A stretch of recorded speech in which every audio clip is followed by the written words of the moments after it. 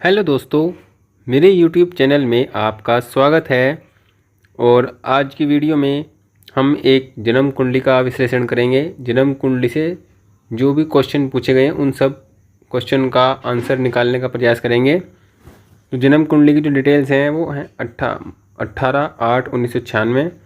जन्म का समय है सुबह की 9:50। जन्म स्थान गुवाहाटी, असम। ये जो जन्म कुंडली बनती है ये बनती है तुला लगन की। लगन में तुला राशि का होना ये अपने आप में अत्यंत श्रेष्ठ है, क्योंकि तुला राशि जो होती है वो शुक्र की मूल त्रिकोण राशि होती है। और शुक्र भोग के ग्रह हैं, सुख के ग्रह हैं, सभी भौतिक सुख सुविधाओं को देने का काम करते हैं। तुला लगन का लगन में होना ये इस बात का संकेत देता है, इस बात को बताता है कि व्यक्ति को जीवन में सभी प्रकार के सुख प्राप्त होंगे। और उसका जो जन्म हुआ है, उसका जो जन्म हुआ है वो सुख प्राप्त करने के लिए, उसकी प्राथमिकता जीवन में सुख प्राप्ति की रहती है। तो जो लगन के स्वामी हैं वो बनते हैं शुक्र, जो जाकर बैठे हैं 9वें भाव में। ये अपने आप में एक अत्यंत श्रेष्ठ स्थिति का निर्माण कर रहे हैं यहाँ पर, क्योंकि लगन का स्वामी जब 9वें भाव में बैठता है तो ये इस बात को दिखाता है कि व्यक्ति का भाग्य हमेशा उसका साथ देगा, व्यक्ति का भाग्य हमेशा उसका सपोर्ट में करेगा। व्यक्ति धर्म से भी जुड़ा रहेगा, व्यक्ति अपने जीवन में धार्मिक कृत्य को भी करेगा, व्यक्ति अपने जीवन में अपने कर्तव्यों को भी निभाएगा। और अपने जीवन में धर्म के साथ साथ व्यक्ति भौतिकता का बैलेंस भी बनाकर रखेगा, क्योंकि शुक्र यहाँ पर 9वें भाव में है और 9वां भाव धर्म का भाव होता है। तो इस प्रकार की स्थिति बनती है। और यहाँ पर ये जो लग्नेश बनते हैं शुक्र, ये एक बलीय अवस्था में है, मजबूत अवस्था में इनको कहेंगे। पंचम के स्वामी बनते हैं शनिदेव, जो जाकर बैठे हैं 6ठे भाव में। पंचम के स्वामी का 6ठे में होना ये इस बात को दिखाता है कि व्यक्ति के जीवन में जो पंचम भाव के फल हैं वो व्यक्ति को प्राप्त नहीं होंगे, या बहुत कम मात्रा में होंगे, क्योंकि बुध सूर्य की दृष्टि पंचम भाव पर है। तो बुध सूर्य का प्रभाव जो पंचम भाव से संबंधित है वो जरूर मिलेगा, लेकिन जो पंचम भाव की जो मजबूती है वो यहाँ पर कम हो रही है, क्योंकि पंचम का स्वामी 6ठे में है। तो संतान से दुख, जीवन में शिक्षा से कोई विशेष सुख न मिलना, जीवन में व्यक्ति कुछ निर्णय, डिसीजन, करियर, शिक्षा को लेकर ऐसे लेता है जिसमें उसको दुख देखना पड़ता है। ये कुछ स्थितियाँ ऐसी हैं जो जीवन में दुख देने की स्थिति बनाती हैं। हालांकि शनि का 6ठे भाव में होना अच्छा है। जब व्यक्ति नौकरी करे, नौकरी के लिए प्रयास करे, तो व्यक्ति के जीवन में ये बहुत अच्छी स्थिति है। व्यक्ति के जीवन में शत्रु उसका कुछ नहीं बिगाड़ पाते हैं जब शनि 6ठे भाव में होता है। ऐसे व्यक्ति के जीवन में जो भी परेशानी आती हैं उन परेशानियों का जैसे देवी कृपा या ईश्वरीय कृपा से उसका हल उसको मिलता चला जाता है। ये भी शनि के 6ठे भाव में प्रभाव से होता है। 9वें भाव के स्वामी बनते हैं बुध, जो जाकर बैठे हैं एकादश भाव में। ये भी अत्यंत श्रेष्ठ है, भाग्य का जो संबंध है वो लाभ से। तो भाग्य का लाभ आपको जरूर मिलेगा, इस बात को दिखाता है, क्योंकि भाग्य का ग्रह लाभ भाव में गया है तो व्यक्ति को भाग्य का लाभ जरूर मिलेगा। तो कहने का मतलब ये है कि कुंडली में लग्नेश और नवमेश अच्छी स्थिति में है, पंचमेश यहाँ पर अच्छी स्थिति में नहीं है। पंचमेश यहाँ पर समस्या या प्रॉब्लम वाले हाउस में है। हालांकि उस भाव में होना भी अच्छा है तो वो, लेकिन शनि के जो नेचुरल कारकत्व हैं उनके लिए अच्छा है। पंचम भाव के संबंधित फलों में यहाँ पर कमी देखने को मिलेगी। चंद्रमा, जो इनकी राशि बनती है वो बनती है कन्या राशि। और कन्या राशि बनने के कारण, क्योंकि तुला लगन है, कन्या राशि है, तो लगन और चंद्र राशि का जो आपस में मैत्र संबंध है ये बहुत अच्छा है। ये भी व्यक्ति के जीवन में संघर्षों को कम करने का काम करता है। हालांकि चंद्रमा राहु के साथ है, 12वें घर में है, तो व्यक्ति अपने मन का व्यय करता है। अपने मन को इस प्रकार व्यक्ति सोचने में लगाता है कि सोचता ही रहता है, अपने किसी काम पर फोकस नहीं कर पाता है, मन का व्यय करता है। अब देखिए, चंद्रमा राहु के साथ हैं, शनि से दृष्ट हैं, तो माता के स्वास्थ्य में भी कमी व्यक्ति के जीवन में रहती है। व्यक्ति के जीवन में खुशी की कमी भी रहती है, क्योंकि चंद्रमा राहु चतुर्थ भाव का काल पुरुष में चतुर्थ भाव की राशि चंद्रमा की राशि होती है। तो चंद्रमा सुख के ग्रह भी होते हैं, और यहाँ पर ये मानसिक रूप से परेशान करने का काम करते हैं। और व्यक्ति को जीवन में नींद न आना, नींद से संबंधित समस्या, मानसिक रूप से रात को देर तक जागना, ये ऐसे गुण, ऐसी आदतें व्यक्ति के जीवन में उसको लगती हैं। और सही समय पर सही डिसीजन ना ले पाना जीवन में, और सही संगत का भी नहीं होना, क्योंकि ऐसे लोगों की संगत भी सही नहीं होती। उनके मन में बुरे बुरे विचार भी बहुत बुरे आ सकते हैं। इस प्रकार की स्थिति भी होती है, क्योंकि 12वां भाव भी बुरा भाव है और चंद्रमा राहु के साथ हैं, और किसी शुभ ग्रह का यहाँ पर प्रभाव भी नहीं है। इस चंद्रमा पर किसी भी शुभ ग्रह का प्रभाव नहीं है। हालांकि मंगल का शनि का प्रभाव है। हाँ, किसी भी शुभ ग्रह का प्रभाव नहीं है, जिस कारण ये मानसिक रूप से ज़्यादा कमज़ोर स्थिति को दिखाता है कि मानसिक रूप से अधिक परेशान स्थिति में तनाव डिप्रेशन की स्थिति को दिखाता है। और ये स्थिति जब ज़्यादा बढ़ेगी जब चंद्रमा में राहु का अंतर हो और राहु में चंद्रमा का अंतर हो, ये स्थिति तब अधिक परेशान करने वाली रहेगी। हालांकि सूर्य यहाँ पर अपनी राशि में है लेकिन वो 1 डिग्री पर हैं, तो आत्मविश्वास की कमी भी जीवन में देखने को मिलेगी। यहाँ पर अच्छी बात है कि जीवन में जो व्यक्ति प्रयास करेगा, एफर्ट लगाएगा जिस चीज़ के लिए, जिस भी काम को करने के लिए प्रयास करेगा, उसमें उसको सफलता जरूर मिलेगी। गुरु नवम में है, गुरु तीसरे भाव में है। तीसरे भाव से यहाँ पर वो वैवाहिक जीवन को देखते हैं, भाग्य को देखते हैं और लाभ को देखते हैं। और जिस कुंडली में गुरु ग्रह सूर्य को देखते हैं, ऐसे व्यक्ति को जीवन में धन की कमी कभी नहीं होती है और धन व्यक्ति को बहुत अधिक मात्रा में प्राप्त होता है, क्योंकि गुरु ग्रह जब सूर्य को देखते हैं, ये बहुत अच्छी स्थिति कुंडली में होती है। कुंडली के एकादश भाव में सूर्य बुध का होना, ये अपने आप में राजयोग जैसी स्थिति का निर्माण कर रहा है। कुंडली में स्थितियां मजबूत हैं लेकिन चंद्रमा यहाँ पर कमजोर हैं, इस कारण व्यक्ति को जीवन में समस्याएं जरूर देखनी पड़ेंगी। और जो राजयोग है, जैसे कि ये अच्छा राजयोग है, ये भी अच्छा राजयोग है, ये अच्छी कॉम्बिनेशन है, ये भी अपने आप में अच्छा ही कॉम्बिनेशन है। इन सब कॉम्बिनेशन के फल जो है वो कम मिलेंगे देखने को जीवन में, क्योंकि चंद्रमा यहाँ पर कमजोर है। 9 मास में अगर ग्रहों की स्थिति हम देखते हैं तो 9 मास में जैसे लगन के स्वामी बनते हैं, वो बनते हैं मंगल, जो जाकर छठे भाव में बैठे हैं। तो व्यक्ति को जीवन में चैलेंजेस, व्यक्ति को जीवन में कंपटीशन, प्रतिस्पर्धा आजीवन देखने को मिलेंगी, आजीवन रहेंगी, प्रतिस्पर्धा खत्म नहीं होगी। तो इसका मतलब यही है कि व्यक्ति को अपने जीवन में चैलेंजेस को एक्सेप्ट करना चाहिए और चैलेंज को एक्सेप्ट करते करते ही जीवन को जीना चाहिए। चैलेंज अगर कोई जीवन में आता है तो उसको बुरा ना समझे, उसको अच्छा समझे कि ये आपके लिए एक नया अवसर, नई स्थिति, नए धन कमाने की स्थिति को लेकर आएगा। जो भी नया चैलेंज आएगा वो आपको नए नए धन देकर जाएगा। ये भी अच्छी स्थिति यहाँ पर है, क्योंकि उच्च का शनि भी है, उच्च का सूर्य है, उच्च के सूर्य और शनि के प्रभाव में मंगल है। तो ये स्थिति जीवन में विवाह के बाद अधिक देखने को मिलेगी, क्योंकि 9 मास कुंडली में स्थिति बनी हुई है। और देखिए गुरु कुंडली में सूर्य को देख रहे हैं 9 मास में भी और लगन में भी, तो कहने का मतलब है कि व्यक्ति को सरकारी क्षेत्र से भी लाभ जीवन में देखने को मिलेगा। सरकारी नौकरी से संबंध भी क्षेत्र जो योग हैं कुंडली में बनते हैं, क्योंकि सूर्य 9 मास कुंडली में उच्च राशि में है।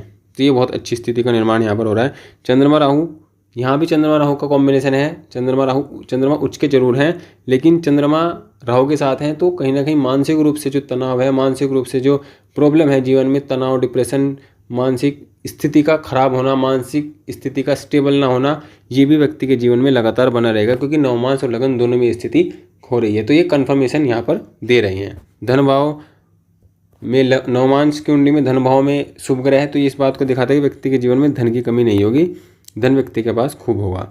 और यहाँ पर देखिए लगन कुंडली में इनकम वाला भाव जो लाभ भाव है, लाभ भाव में सूर्य बुध है, तो लाभ के जीवन में कमी नहीं रहेगी। धन संचित करने में व्यक्ति को समस्या आ सकती है। वैसे धन का जो भाव है वो भी 9वें भाव में है, तो भाग्य के सारे व्यक्ति को धन भी मिलेगा, धन की स्थिति भी यहाँ पर अच्छी रहेगी। अब हम इनके कुछ क्वेश्चंस हैं उनको जानने का प्रयास करते हैं इनके कुंडली के माध्यम से।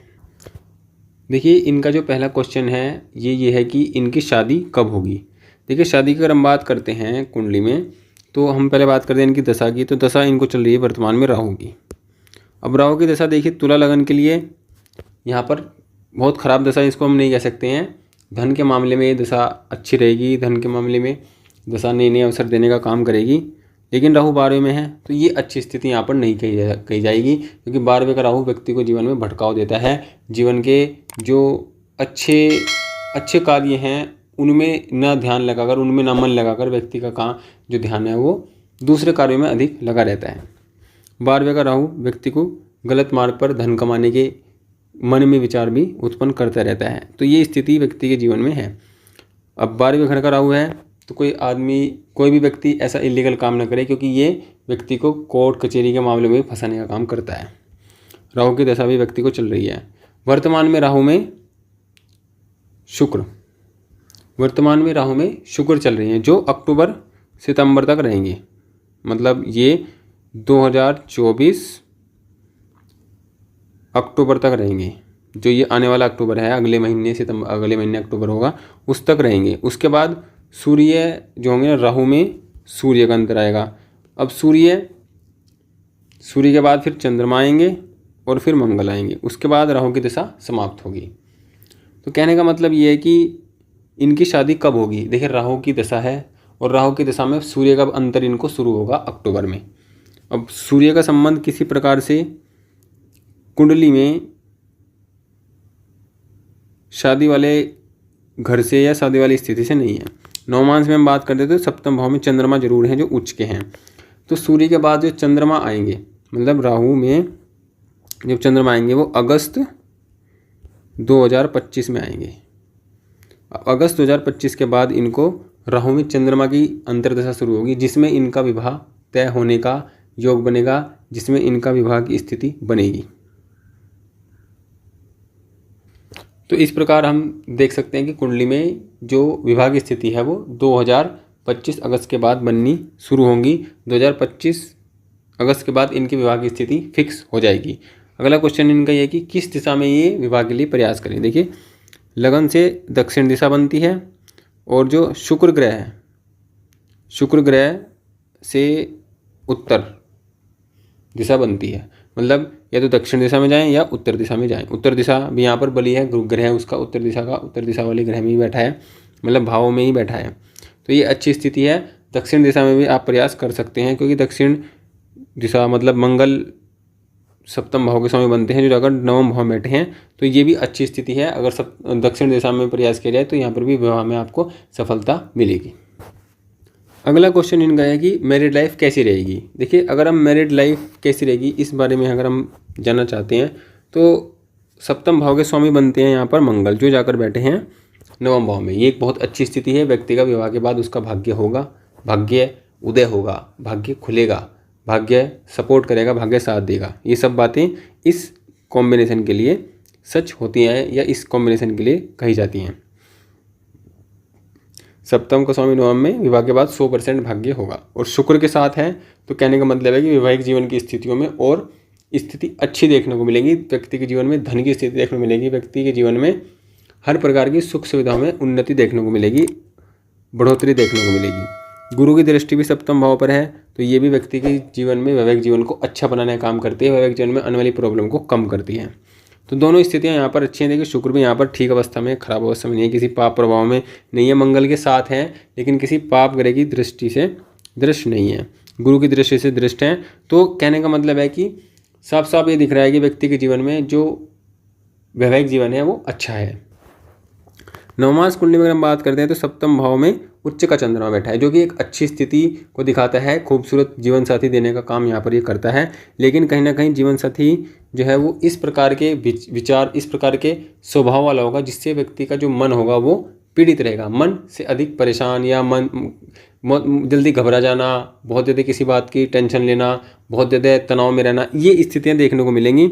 अदरवाइज देखिए शुक्र का प्रभाव गुरु पर यहाँ पर भी है, तो ये एक अच्छे वैवाहिक जीवन को दिखाता है। व्यक्ति के जीवन में धन की कमी को नहीं दिखाता है कि व्यक्ति विवाह के बाद व्यक्ति के जीवन में धन की उन्नति को दिखाता है। ये बहुत अच्छी स्थिति यहाँ पर कुंडली में है, क्योंकि नवमांश कुंडली में जो सप्तम भाव का स्वामी है वो चतुर्थ में है। ये अच्छी स्थिति है, मतलब जो पोजीशन वाइज है लगन में और नवमांश में दोनों में ही जो मैरिज लाइफ है वो अच्छी है। तो कहने का मतलब ये है कि मैरिज लाइफ यहाँ पर 80% तक अच्छी जीवन में रहेगी।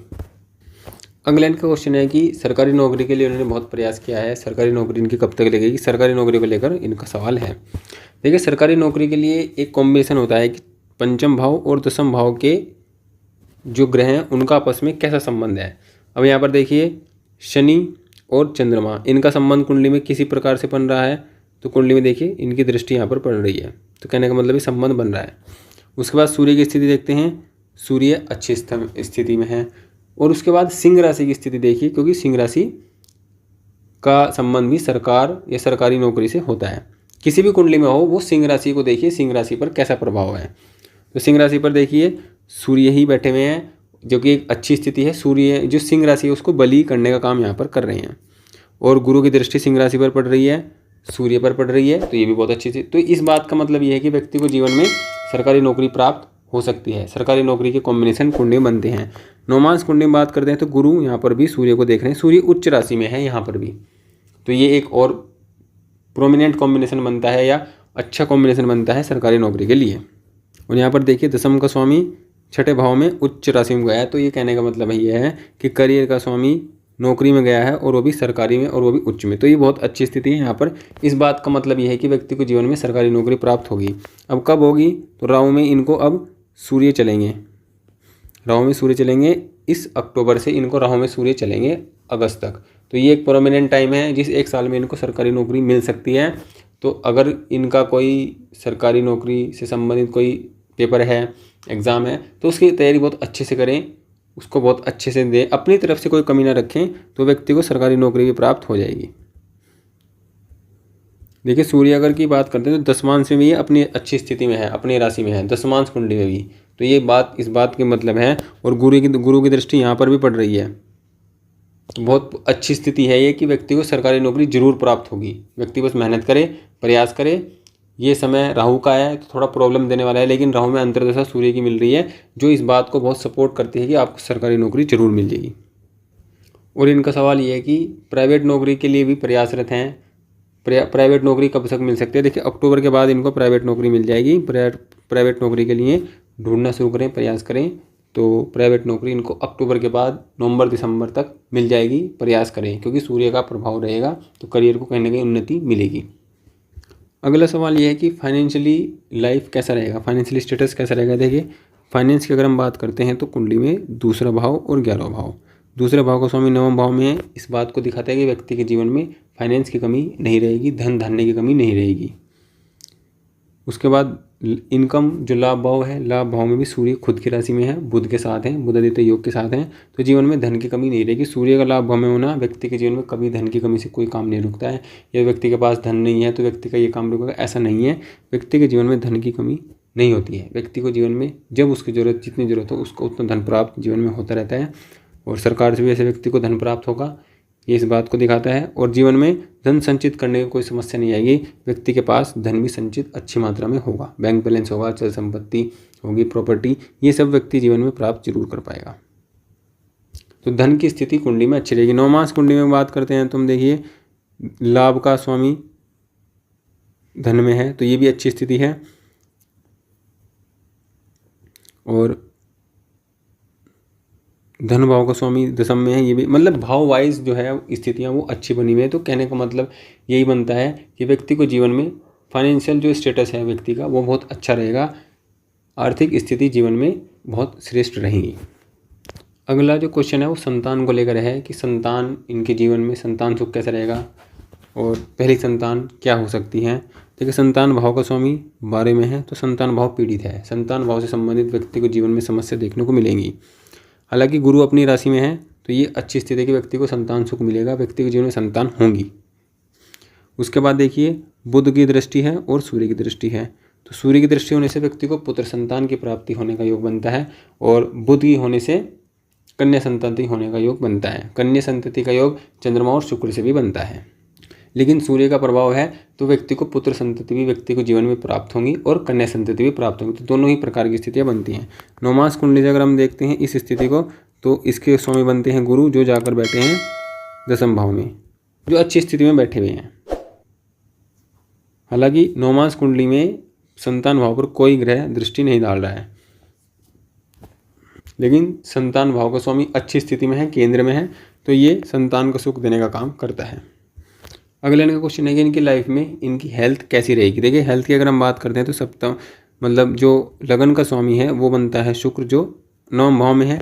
ये इस बात को दिखाता है कि व्यक्ति को जीवन में भाग्य का साथ मिलेगा और व्यक्ति की हेल्थ अच्छी रहेगी। व्यक्ति अपने जीवन में जितना धर्म कर्म से जुड़ेगा, जितना धार्मिक कार्य को करेगा, उतना व्यक्ति का भाग्य उसका सपोर्ट रहेगा, उसकी हेल्थ अच्छी रहेगी, उसका शरीर अच्छा रहेगा, उसके जीवन में सभी काम भौतिक सुख सुविधाएं उसको प्राप्त होती रहेंगी। तो हेल्थ से संबंधित कोई विशेष समस्या नहीं है। हालांकि छठे भाव में शनि है, जैसे व्यक्ति को पैरों से संबंधित समस्या देखने को मिलती है, पैरों में दर्द की शिकायत हमेशा बनी रहती है, पैरों में कुछ ना कुछ प्रॉब्लम चलती रहती है। लेकिन वो गुरु की राशि में है, केतु के साथ है, तो पैरों से संबंधित समस्याएं हो सकती है। तो पैरों का अपना ध्यान रखें, पैरों से रिलेटेड जो भी एक्सरसाइज हो उसको करते रहें, क्योंकि पैरों से संबंधित समस्या यहाँ पर हो सकती है जो लंबे समय तक भी चल सकती है, क्योंकि शनि लंबे समय तक समस्याओं को देने का काम करते हैं। वैसे मेजर कोई प्रॉब्लम कुंडली में नहीं है। अगला इनका क्वेश्चन है कि इनको जो जीवन साथी मिलेगी वो किस प्रकार मिलेगी, कैसी मिलेंगी। जैसे सप्तम भाव से जीवन साथी के व्यवहार का विचार होता है तो मंगल का है, और मंगल शुक्र के साथ नवम भाव में है तो कहीं ना कहीं देखिए धार्मिक कृत्य से जुड़ी होंगी, धार्मिक नेचर की होंगी और धर्म कर्म को करने वाली होंगी, लेकिन कहीं ना कहीं गुस्सा, जिद्दी, चिड़चिड़ेपन का स्वभाव भी व्यक्ति में होगा। और शुक्र के साथ हैं तो व्यक्ति जीवन में अच्छे पैसे वाला, पैसे को संजोने वाला, पैसे को कमाने वाला, इस प्रकार की स्थिति भी जीवन में देखने को मिलेगी पार्टनर के नेचर में। और इस योग पर गुरु की दृष्टि बहुत पड़ रही है तो ये इस बात को दिखाता है कि व्यक्ति के जीवन में उन्नति, विवाह के बाद उन्नति के योग बनेंगे। वैवाहिक जीवन यहाँ पर अच्छा है, श्रेष्ठ है। वैवाहिक जीवन से संबंधित कोई समस्या यहाँ पर नहीं है। अगला इनका क्वेश्चन है कि खुद का घर गाड़ी कब तक ये ले पाएंगे। देखिए कुंडली में इनको अभी राहु की दशा चल रही है जो कि 2028 में जाकर इनकी दशा पूरी होगी, और 2028 के बाद इनको गुरु की दशा शुरू होगी, जो कि गुरु कुंडली में देखिए कारक नहीं है, लेकिन वो अपने भाव में बैठे हैं तो वो अच्छा ही फल देंगे, खराब फल यहाँ पर नहीं देंगे, क्योंकि तीसरे भाव में है। तीसरे भाव में जब भी कोई ग्रह होता है, 11वें भाव में कोई ग्रह होता है तो साधारणतः इनका रिजल्ट व्यक्ति को जीवन में अच्छा ही देखने को मिलता है, और ये उत्तरोत्तर वृद्धि वाले भाव होते हैं। जब भी इन भाव की दशा, अंतर्दशा शुरू होती है तो व्यक्ति के जीवन में एक विशेष वृद्धि शुरू हो जाती है। तो ये गुरु कुंडली में अकारक होते हुए भी, क्योंकि वो लगन कुंडली में भी, नवमास कुंडली में भी अच्छी स्थिति में है, तो अच्छी स्थिति में है तो इस कारण है कि इनकी जो दशा है वो भी अच्छा फल देने वाला रहेगी। तो गुरु की दशा में जब शनि, क्योंकि चतुर्थ भाव का संबंध शनि से है और शनि छठे भाव में है, तो व्यक्ति जीवन में घर गाड़ी बंगला तो प्राप्त करेगा, लेकिन उसमें प्रॉब्लम रहेंगी। जैसे ये घर बनाएगा तो कुछ प्रॉब्लम आएंगी, गाड़ी लेगा तो कुछ प्रॉब्लम आएंगी। हालांकि वो प्राप्त जरूर होंगी, क्योंकि पापक ग्रह छठे भाव में है तो फल तो अपना जरूर देंगे, अपने भाव को भी फल देंगे। और शुक्र नवम भाव में है तो घर गाड़ी बंगला व्यक्ति को 100% जीवन में जरूर मिलेगा। ये इनका जो गुरु का समय होगा, गुरु के पास गुरु में शनि, तो 32, 33, 34 इस एज में, इस टाइम एज में आकर ये अपने जीवन में अपनी भूमि, भवन, वाहन का सुख प्राप्त कर पाएंगे। हालांकि शनि और केतु साथ में है तो कहीं ना कहीं जितनी एज व्यक्ति की बढ़ती रहेगी, व्यक्ति उतना सुखों के प्रति उदासीन होता रहेगा, ये भी स्थिति देखने को मिलेगी, लेकिन व्यक्ति जीवन में सभी सुख प्राप्त कर लेगा। तो इस प्रकार इनके इतने ही क्वेश्चन थे इनकी कुंडली से संबंधित, और उन सभी का जवाब कुंडली के माध्यम से देने का प्रयास किया गया है। और अब हम उपाय की बात करते हैं तो देखिए शुक्र इनके नवम भाव में है, लग्नेश बनते हैं, और शुक्र यहाँ पर 15 डिग्री में है। तो ये चाहे तो शुक्र का रत्न ओपल धारण कर सकते हैं, जिनसे इनका व्यक्तित्व, इनका सुख, इनकी भौतिक सुख सुविधाएं और इनका भाग्य सभी बढ़ेगा। तो शुक्र का रत्न ये किसी भी शुक्रवार को धारण कर सकते हैं, ओपल को।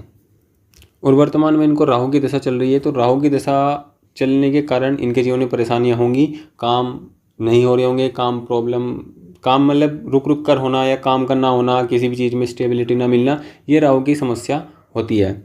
तो राहु की कम समस्या हो इसके लिए गणेश जी की पूजा करें, बुधवार को विशेष रूप से करें, सैटरडे को मंदिर जरूर जाएं, मतलब शनिवार को जरूर मंदिर जाएं, और शनिवार को शिव जी की पूजा जरूर करें, शिव जी पर जल चढ़ाएं, दूध चढ़ाएं और शिव जी की पूजा करें, शिव चालीसा का पाठ करें। शनिवार को हनुमान जी की पूजा भी जरूर करें। इससे क्या होगा कि आपके जीवन में जो शनि का इफेक्ट है, क्योंकि शनि छठे भाव में है तो कहीं ना कहीं प्रॉब्लम ये देंगे, पंचम और चतुर्थ के स्वामी होकर छठे में है तो सुख में भी कमी करेंगे, संतान संबंधित या पंचम भाव से संबंधित जो सुख हैं उनमें भी कमी करेंगे, तो उससे व्यक्ति को राहत जरूर मिलेगी। और चंद्रमा राहु के साथ हैं तो मेडिटेशन जरूर करें, प्राणायाम करें। इससे क्या होगा, व्यक्ति का मन फोकस होगा, व्यक्ति के मन में विचार नहीं आएंगे। गायत्री का जाप करें, सुबह डेली सूर्य को जल दें, उसके बाद गायत्री का 11 बार जाप करें, 11 बार गायत्री बोलें। उससे क्या होगा, व्यक्ति का जो फोकस है वो बढ़ेगा, मन में जो विचार हैं बुरे बुरे विचार आना, क्योंकि ये समस्या व्यक्ति के जीवन में रहती है जब चंद्रमा राहु के साथ 12 भाव में हो, तो इससे निजात मिलेगी, इससे जो फायदा मिलेगा उससे क्या होगा, व्यक्ति का जो फोकस है वो अच्छी जगहों पर होगा, अच्छे डिसीजन लेने पर हो पाएगा। तो इतने आप उपाय करिए और इन उपायों को अपनी हैबिट में बनाइए, अपनी आदत में डालिए। बाकी और कुंडली में कोई बड़ी समस्या नहीं है, राहु के बाद जो समस्याएं हैं वो भी और कम हो जाएंगी। तो इस प्रकार हमने इनकी कुंडली से इनके सभी प्रश्नों का उत्तर देने का प्रयास किया है। अगर आप भी इनकी कुंडली देखकर इनको कुछ बताना चाहते हैं तो कमेंट के माध्यम से बता सकते हैं, और अपनी डिटेल भी कमेंट में दे सकते हैं, जिससे आपकी कुंडली का भी एनालिसिस इस प्रकार हो। वीडियो अगर अच्छी लगी तो प्लीज़ वीडियो को लाइक करें, चैनल को सब्सक्राइब जरूर करें।